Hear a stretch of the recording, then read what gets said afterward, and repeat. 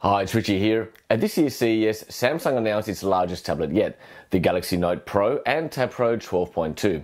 I've grown quite fond of my high-density screen and S Pen equipped Note 10.1 2014 edition, so I was very curious to see how it differed in size, handling and user experience with the new NotePro 12.2.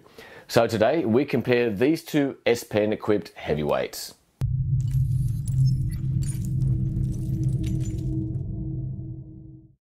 When I said heavyweights, I wasn't being facetious. The NotePro 12.2 comes in at 750 grams, but I will give Samsung this. It doesn't feel as heavy as perhaps it should, given its size. Sure, it will get heavy pretty quickly in one hand, but I don't think the NotePro was ever really designed to be used that way. Rather, you can imagine it lying down on a table, like this, or even on a dock with a small tilt, like this. Of course, next to the NotePro, the Note 10.1 feels positively feather-like at 547 grams. The extra 2.2 inches of diagonal screen space absolutely dwarfs the Note 10.1, with 5 centimeters additional width and nearly 3 centimeters additional length. Now, the NotePro manages to retain virtually the same thickness as the Note 10.1, which probably aids in the perception of being light for its size. The fake leather back also feels very familiar in its gripability. There are actually many similarities to both models that the NotePro 12.2 could be considered to be a blown-up version of the Note 10.1.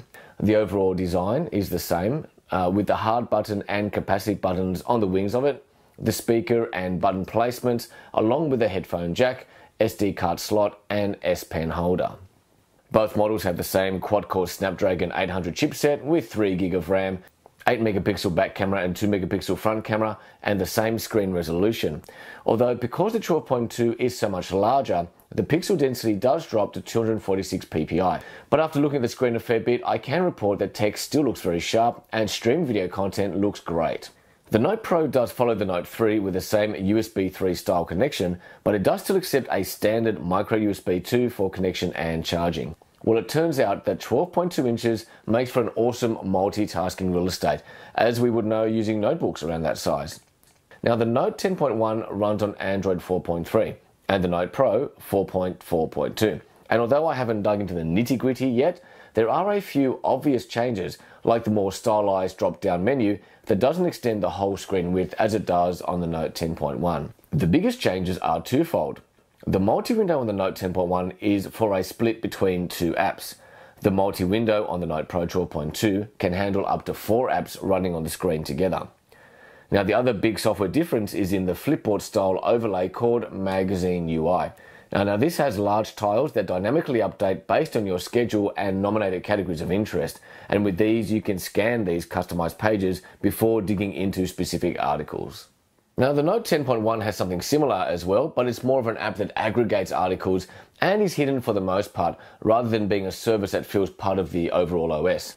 So comparing the two tablets, most of the benefits for the 12.2 are in the software tweaks, which really delivers quite stunning multitasking and therefore positions the NotePro 12.2 as the best productivity tablet, maybe a notebook replacement for those that don't necessarily need a keyboard all day every day.